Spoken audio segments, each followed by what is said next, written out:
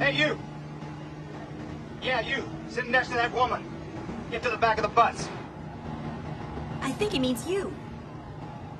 Ignore him. I said get to the back of the bus! Move it!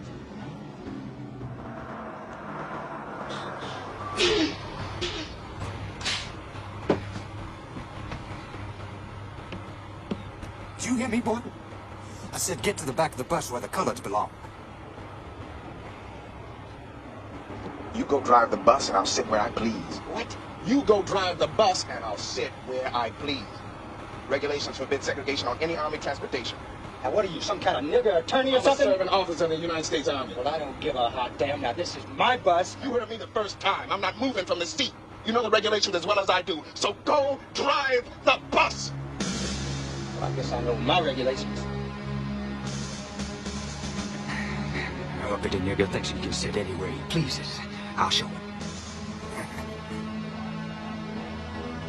I know my regulations.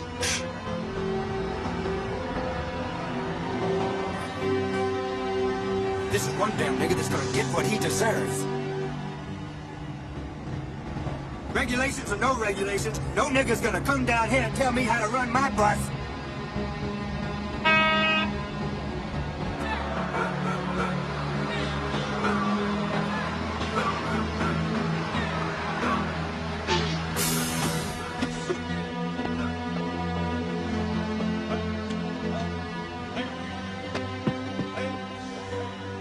Just disregard rules.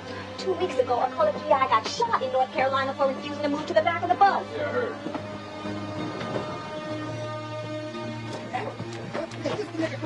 Hands off! I don't want trouble with you or with Get to the back of the bus! Sit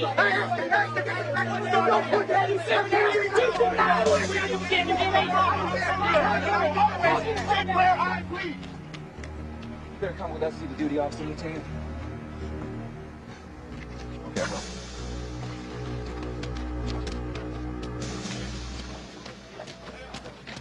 I'm not doing anything wrong, okay? All right. You will not move to the back of the bus just like I told you to do.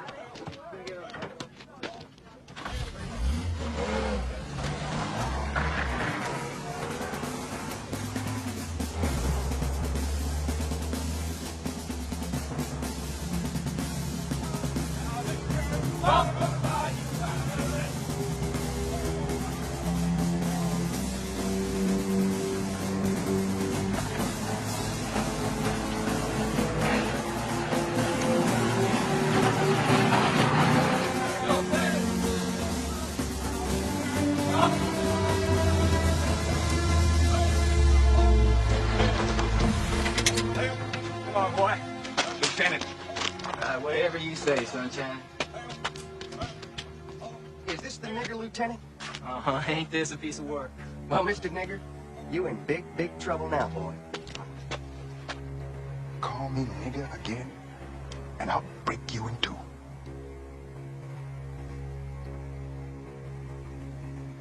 Captain! We got the lieutenant outside, sir.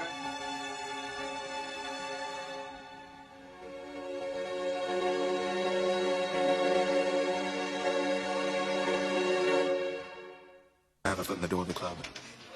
If I've learned anything, you take each step at a time and pray to God that He keeps you moving forward. With all my love, Jack.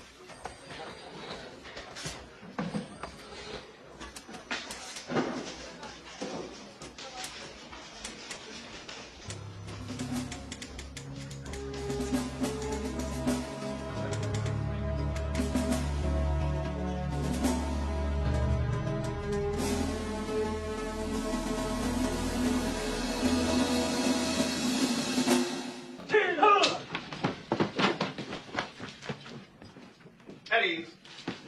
I'm Lieutenant Robinson, your new company morale officer. Any problems, any questions? Sir! Who's going to the Rose Bowl, sir? UCLA, of course. Serious now. Any problems, any questions, anything you'd like to talk over, anything? Them bars ride heavy, Lieutenant? Not yet. Get ready. Sir, One at a time. It's the PX, sir. They got a line in there. Colors to one side, whites to the other. Half the time can't even get a seat. There's only a few places for Negroes. Sometimes you can stand in there all night waiting to get a seat, waiting to get served. Then they close and you're just plain out of luck, sir. They expect us to be Army, but they still treat us like we're poor mule niggas no matter how hard we try. Now, how are you supposed to believe in anything when it's like that, sir? Believe in yourself.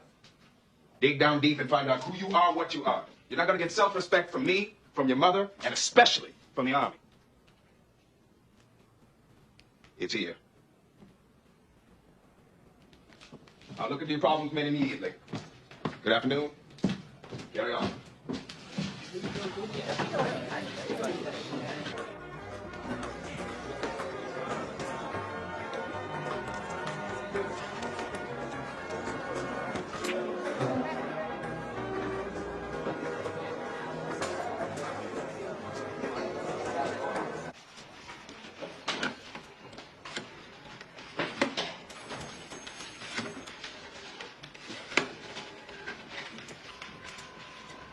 Major Preble.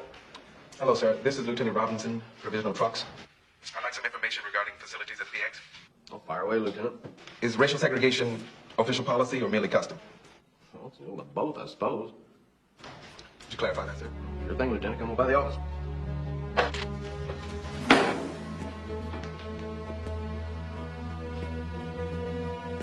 Lieutenant Robinson, sir. There he's Robinson.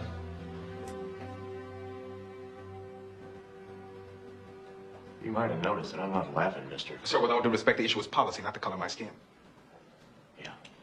Well, you just sit yourself down there and let's get down to policy. I'm not a happy, carefree kind of soul, Lieutenant. I'm a worrier. I worry about how we're doing in Africa, Guadalcanal. I even worry we might have us a race ride here like they've been having up north. As Provost Marshal, that's my job. Yes, sir. My job is to see the morale of the Negro soldiers, which is very low at this moment.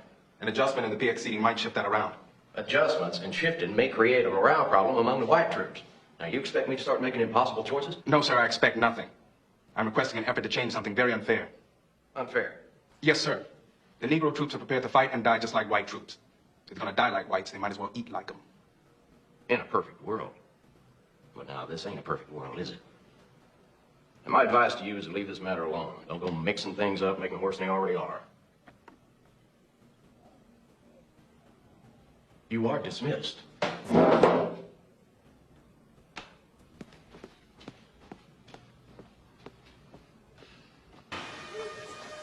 Robinson? Yeah, Coach? There's a little problem. Problem? Yeah. Saturday's game. It seems administration in Missouri refuses to play against Negroes. I don't like it, and I'm sure you don't either, but that's the way it is. Colonel thinks we can win without you, but me, I'm not so sure. Anyway, he's offered you a 2-week leave, and hell, the leave's a leave. I'd take it. I believe I'll do just that. Yeah.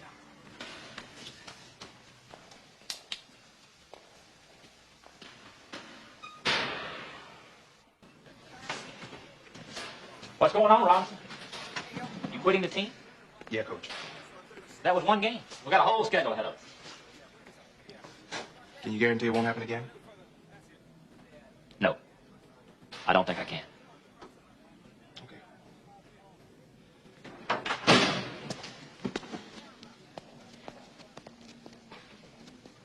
I want you to report back to practice tomorrow, Lieutenant. With all due respect, sir, I'm afraid I can't do that. I'll take this personal, Robinson. My son says the entire offense is built around you. Now, will you or will you not pick up your equipment and rejoin the team? Is that an order, sir? You know damn well I can't order you to play football. Sir, I was not allowed to play baseball on this post because of my race, and I've been informed that I won't be included in every football game for the same reason. Under those circumstances, sir, I can't feel much loyalty to the team. Dismissed. Robinson, you're making a big mistake. Is that all, sir? Dismissed.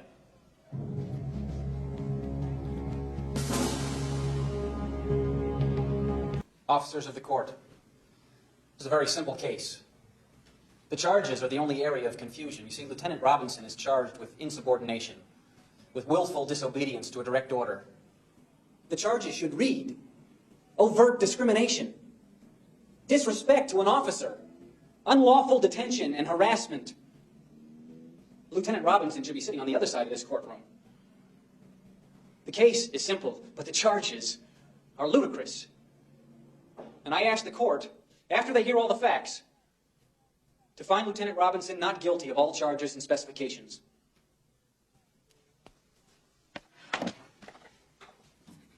Describe for the officers of the court what occurred when Lieutenant Robinson gave his statement, please, sir. He made fun of us. Could you clarify that, Captain? Tell us in more detail. Yes, sir. He kept smiling, and he always had his hands in his pockets, swaying back and forth. And everything pretty much seemed to be a joke to him. He kept on saying, "Okay, sir," and "y'all, sir," like they do when they really don't want you to know that they're razzing you. And he was argumentative as well. Always said things like, "Why do I have to answer that?" Thank you, Captain. No further questions.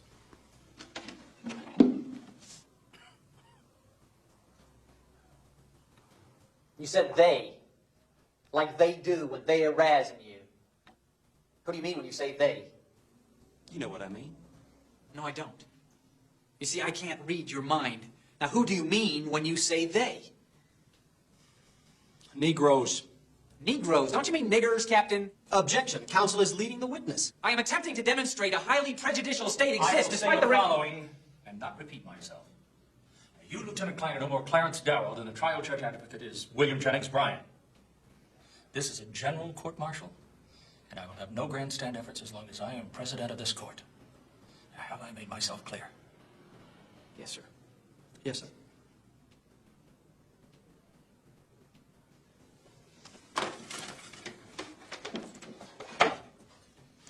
I'm trying to establish an attitude. I'm trying to get them to admit that they called you a nigger. Once they do that, their credibility goes out the window. Oh, it's a long reach, Bill. It's a reach. It's not an impossibility. You don't sound half as confident as you did out on the field. I'm confident. They stacked the deck. I'm just trying to reshuffle it. I want to put you on the stand. Okay. How does that help me? Because I want them to see you. I want them to hear you. I want to show them that you're not some step and fetch it, like the prosecution is making you out to be. You are your own best defense, Jack. And if I lose?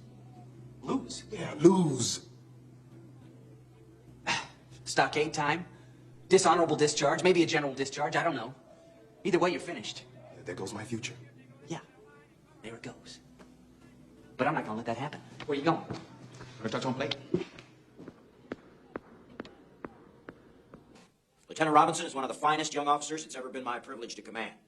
I found him soldierly, hardworking, honest, persevering. Would you go into combat with him? You're damn right I would, sir. He would make one of the finest combat leaders I've ever... Objection. Calls for conclusion by the witness. Sustained. With the court's permission and indulgence, I'm trying to establish the character of the accused. You've done that. Carry on. Did you call Lieutenant Robinson a nigger lieutenant, Sergeant? No, sir, I did not. Sir. What did he say to you on July 6th? He said that if I did call him a nigger again, he'd break me in two. Sir. Again? He said if you called him a nigger again, he'd break you in two. Why would he say again if you hadn't called him that name in the first place? Well, I don't exactly know. You'd have to ask him. Sir? You escorted Lieutenant Robinson from the bus stop. Yes, sir. And upon arrival at the military police headquarters, what exactly did Sergeant McElroy say or ask? Take your time. Be specific.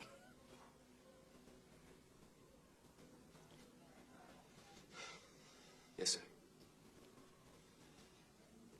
He asked if that was the nigger lieutenant. He was referring to Lieutenant Robinson.